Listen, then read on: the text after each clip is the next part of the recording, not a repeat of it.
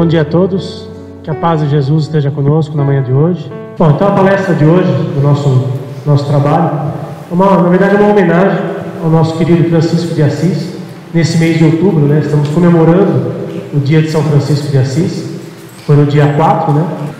Tem muita gente que conhece São Francisco, né, como protetor dos animais, mas muita gente não sabe da sua história, como ele surgiu, né? A própria oração de São Francisco, tem muita gente que não conhece direito a sua história, então vamos falar um pouquinho disso hoje. Na verdade, mais uma homenagem ao nosso querido Francisco de Assis, que é o protetor de todos os nossos animaizinhos, né? Então, no último dia 4 de outubro, foi comemorado o dia de São Francisco, que é o nosso querido amigo, né? O grande protetor dos animais, esse nosso querido irmão, que para a Igreja Católica virou santo, mas para nós, no meio espírita, é um irmão espiritual que merece toda a nossa reverência, todo o nosso carinho, todo o nosso amor. Então, Francisco de Assis, ele nasceu na Itália, na cidade de Assis, nessa regiãozinha aqui, ó. E o seu nome original, né, é Giovanni Francesco Bernardone, o nome do Francisco de Assis. Ele nasceu em 1182, ou seja, faz muito tempo, e desencarnou no dia 3 de outubro de 1226. Mas a Igreja Católica optou por celebrar o dia de São Francisco no dia 4. Mas na verdade ele desencarnou, né? A data do desencarne dele é dia 3 de outubro e não dia 4, como muita gente pensa, né? Francisco de Assis, ele era de família muito rica, né? Os pais eram comerciantes na região e era de família muito rica. Mas desde cedo, né, mesmo nascendo num berço rico, ele optou por uma vida mais simples, né? Uma vida mais dedicada ao próximo, né? Ele era também muito instruído, né? Ou seja, muito inteligente, falava latim, francês, né? E italiano, obviamente, e também tinha muito conhecimento de literatura. Para a época, né, século XII, era algo, poucas pessoas tinham tanta instrução assim. E ele, por ser de família rica, teve essa oportunidade, né, de se instruir, de receber uma educação, né, de acordo. E no ano de 1205, ele passou então a colocar em prática, né, a sua missão, a sua verdadeira missão, quando ele esteve aqui na Terra. Dedicou-se a obras de caridade entre os leprosos, começou a se envolver na restauração de edifícios religiosos em ruínas e teve uma visão de São Damião de Assis, que o ordenou a restaurar a igreja dedicada a ele. Então, também nessa época, quando ele começou os primeiros passos, né, da sua vida espiritual, ele já teve contato aí com espíritos amigos que o ajudaram também na sua missão. Porque a gente sabe que mesmo nós, espíritos muito mais unidos que ele, se nós recebemos ajuda dos nossos amigos espirituais, imagine uma figura como Francisco de Assis.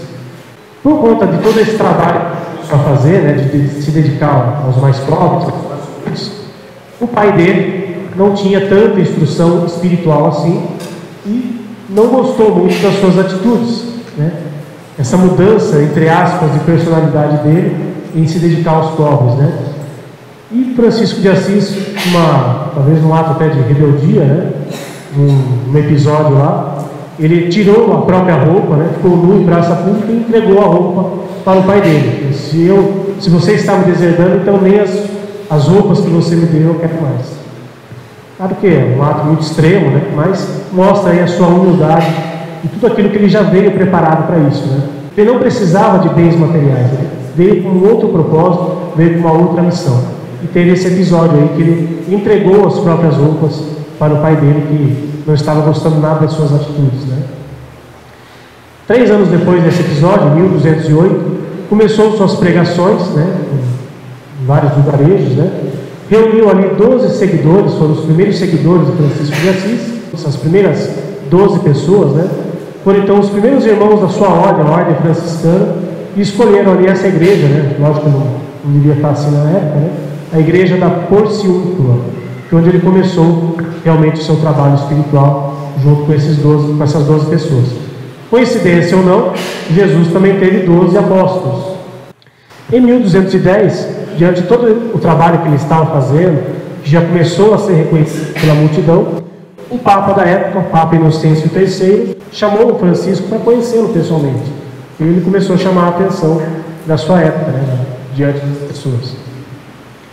Clara de Assis foi uma outra importante figura, né, de Francisco de Assis, caminhou ao lado dele junto nessa tarefa de amor ao próximo, né, de auxílio ao próximo, da caridade, né?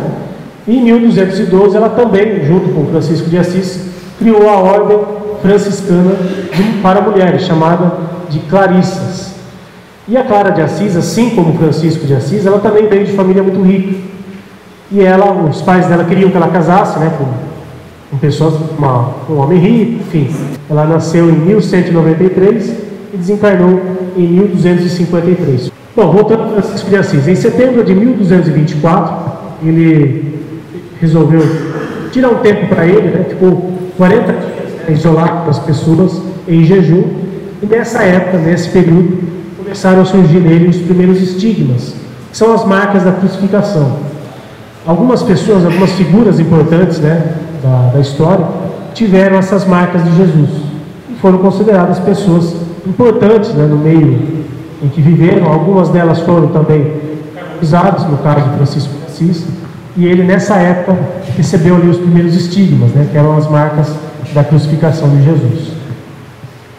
Ele permaneceu então por alguns anos marcado por sofrimentos físicos, né, chegou a ficar cego por um tempo, e toda essa resignação, essa prova que ele teve que passar também, né, ela foi notada no Cântico no Irmão Sol.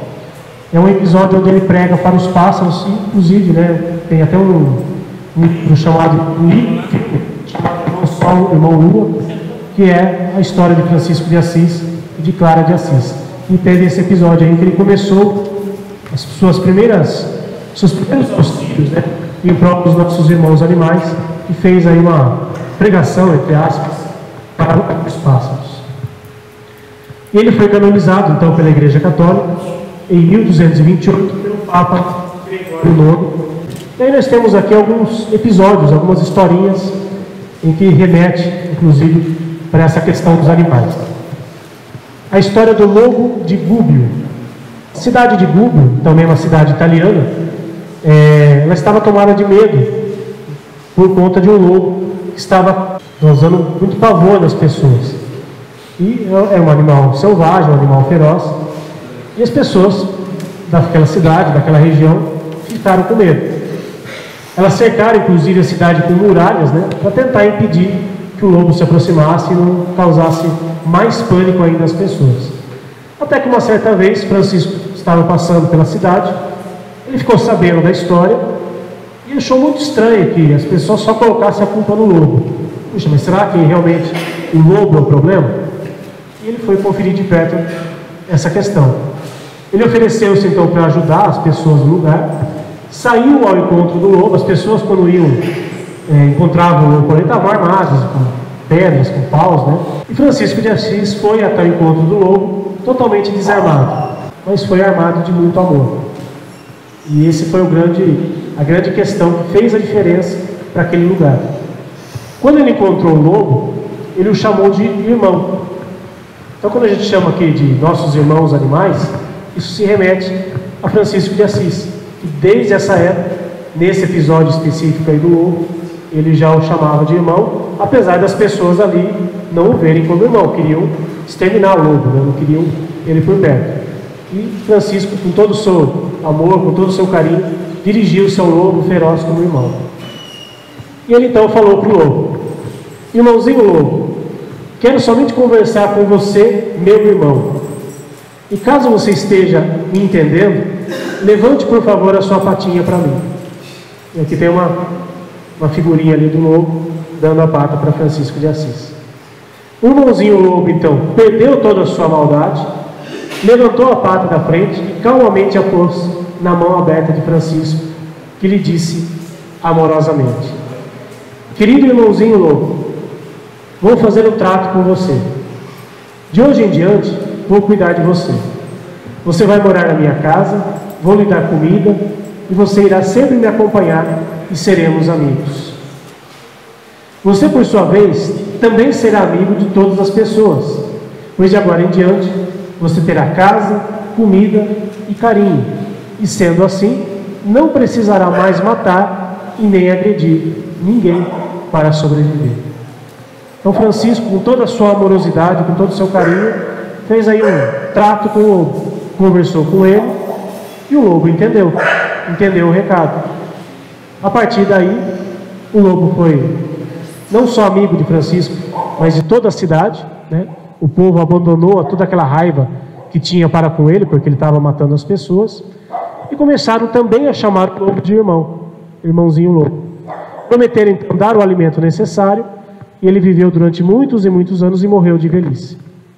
Inclusive foi erguida uma estátua na cidade de Gubbio, uma homenagem ao lobo e a Francisco de Assis. Esse amor que Francisco de Assis dedicou a esse irmãozinho que, ao contrário do ser humano que muitas vezes mata e faz coisas não porque precisa, mas por pura maldade, o lobo fazia aquilo porque fazia parte do seu instinto. Muitas vezes precisava comer, estava com fome e atacava as pessoas. Aí trazendo para a questão espírita, João Evangelista e Francisco de Assis. O que essas duas figuras importantes têm em comum?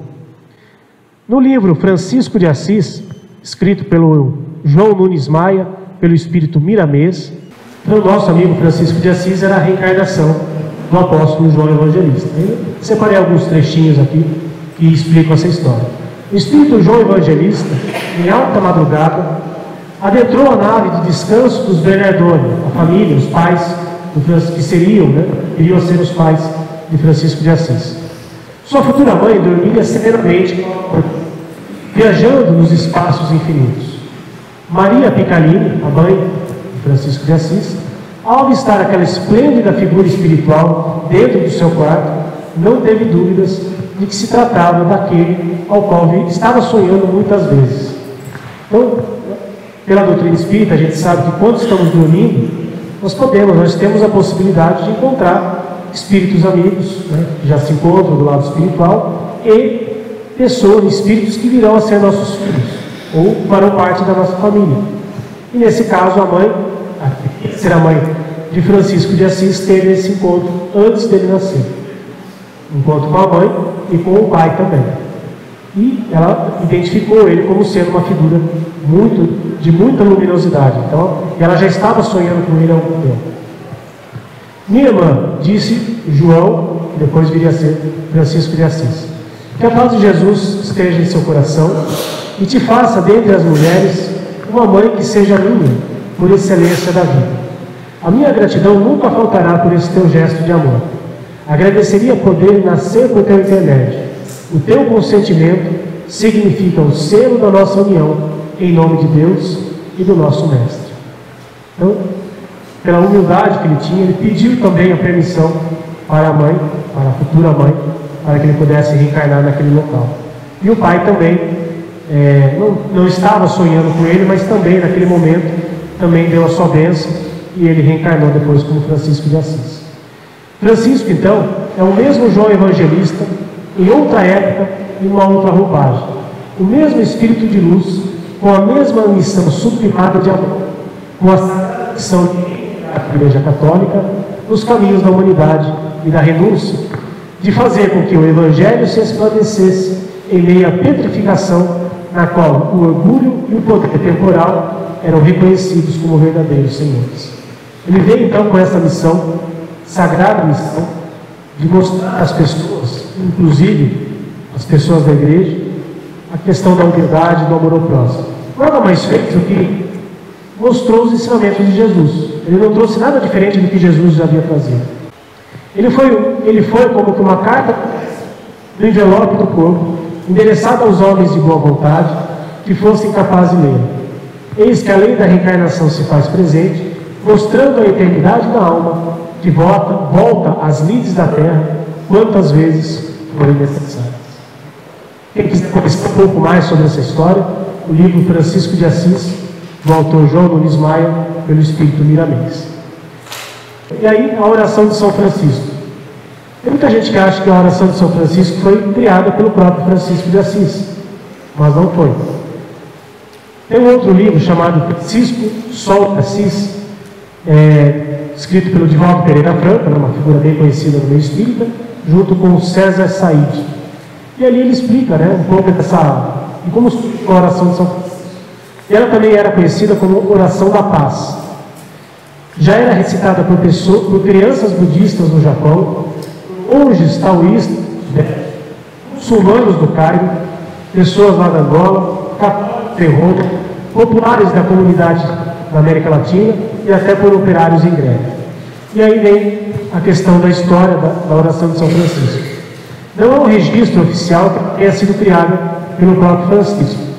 Apesar disso, a sua essência é totalmente com aquilo que ele pregou enquanto ele esteve aqui.